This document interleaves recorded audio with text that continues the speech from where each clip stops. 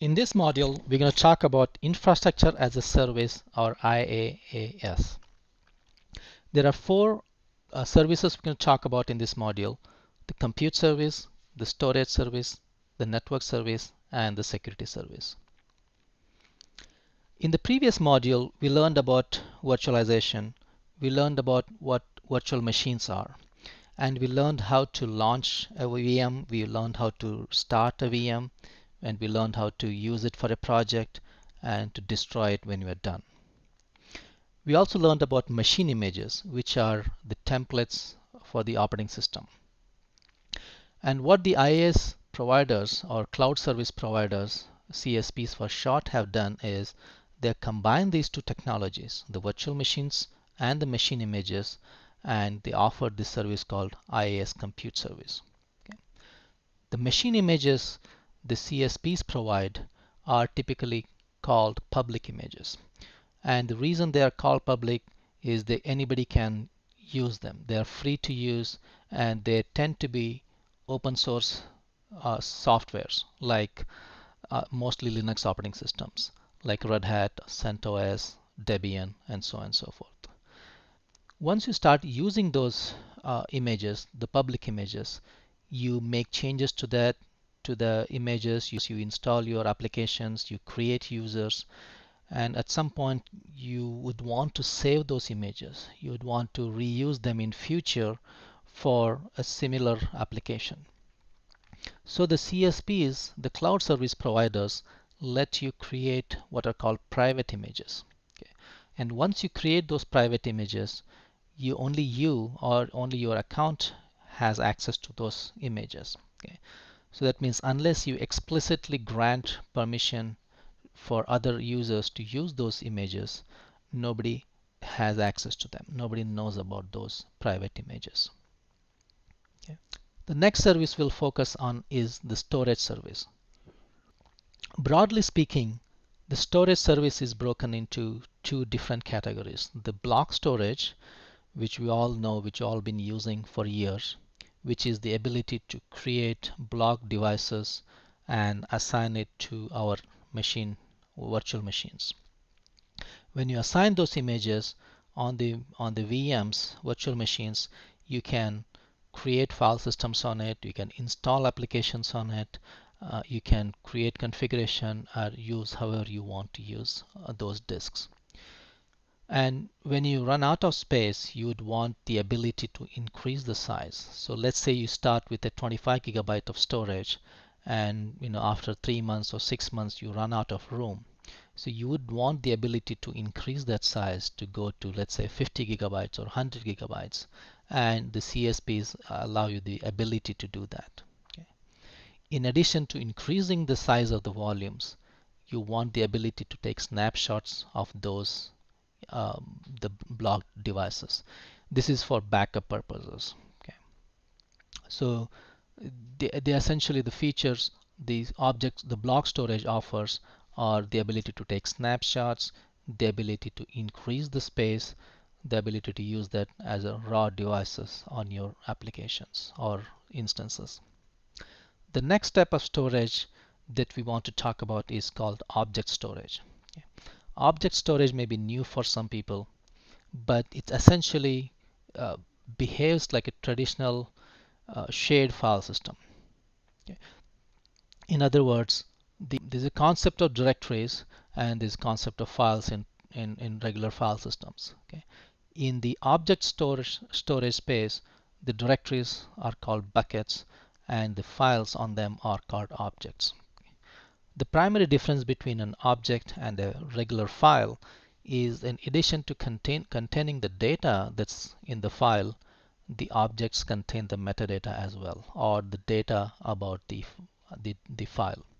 So the metadata might include things like the owner of the file, the owner of the object, who can access that file, who can do deletes on them, who can write, update those files, and so on and so forth.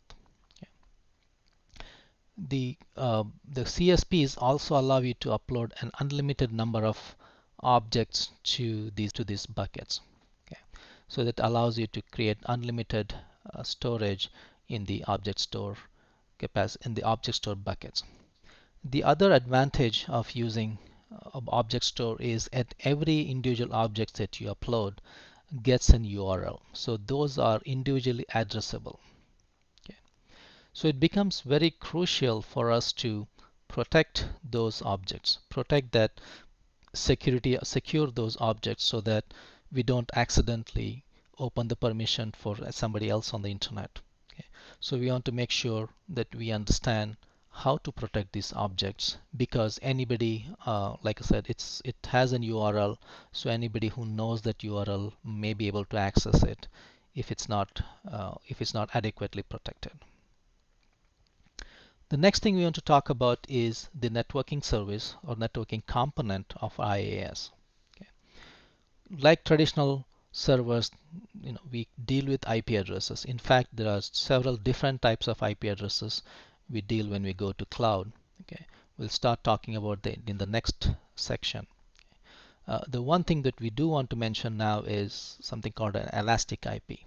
So the elastic IPs are like static IP addresses, but the difference being that it's easy to disassociate an IP address or elastic IP address from a VM and assign it to another instance very quickly. Okay. The next component of networking we want to talk about is the load balancers. Okay. So the load balancers allow us to have multiple machines behind the server. Okay. And the load balancers distribute the load across multiple instances. Okay. So this lets us have multiple instances serving the same URL, for instance. Okay. And if something happens to one of the instances, your application will continue to work, continue to perform as best as it could with the remaining instances. The second feature or the function the load balancer does is it is constantly monitoring the health of the instance. Okay. So in case the instances fail to respond in a timely manner, the load balancer knows there is something wrong with that instance. Let me not send any more user traffic to that instance. Okay. So it takes the instance out of what we call rotation, or that the failed instance will stop receiving traffic, okay, until and unless it starts accepting the traffic from the load balancer. Until it starts responding to the load balancer, the instance is taken off. Okay. The third service we want to talk about is auto scaling. Okay. Auto scaling, as the name suggests, allows us to automatically scale up or scale down our application based on certain events. Okay, there's something happening in your application, in your environment, in your infrastructure that you need to respond by adding or removing those instances to meet that change. Okay, for instance, let's say you have a promotion going on, or let's say there is unexpected traffic that hits your application, and you want the application to be able to handle that load without any intervention, because by the time you get to act and then add the capacity, it might be too late. Okay, by the time you take action, it could be minutes or hours. Okay. Auto scaling can then do this job for you automatically without you being present. For instance, it can keep a track of what's the CPU of your instances are, what's the aggregate CPU across all your instances in a group of instances. Okay. And if it hits a threshold that you set, it knows what action to take. It knows that it has to take a scale up action. It needs to add additional server capacity. On the flip side, if the CPU capacity or CPU utilization of your instances fall below 30%, okay, then it knows that we don't need so much capacity to serve that application. So it can start reducing the number of instances or the number of VMs that are part of that application. Okay. So auto scaling it helps you in two ways. It helps you meet your application's business needs, and it also helps you save cost when you don't need to run that many instances. Okay, and all these parameters are configurable. You can specify under what conditions you want autoscaling to take action, okay, and under what condition to either scale up the instances or under what condition to scale down those instances. Okay, everything is configurable by you. So that service is autoscaling, and most of the CSPs do offer that service. Finally, we want to talk about security. Security is a huge topic when we go to public cloud, as you can imagine. Okay. There are several different tools or resources the CSPs provide us to make our applications more secure. Okay. The first thing we want to talk about is key pairs. For anybody who has used an SSH based access to your Unix machines, you know how key pairs work. Okay. You have a public key component and you have a private key component. Okay. The public key component gets inserted into the public the instance itself, and the private key stays local on your laptop. Okay. And when you have this combination of the private key and public key, only then you are able to access those machines on the cloud. Okay, so key pairs are essentially a public key cryptography implementation. Okay, they let you securely access instances that are sitting in the cloud when you want it. The second component of security we want to talk about is identity and access management. Okay. This service lets you control who has access to those resources. Okay. In other words, who can start those instances, who can terminate those instances, who can use those instances, right? So you can have much more control, much more granular control of your cloud resources. Okay. You can specify which user can start a new instance, which user can terminate the existing instances, which user can start a database service, and so on and so forth. Okay. So imagine you have a large enterprise, and you typically have departments like an accounting department that needs access to the billing information. You have a network operations center or NOC that needs read-only access to some of the resources for monitoring.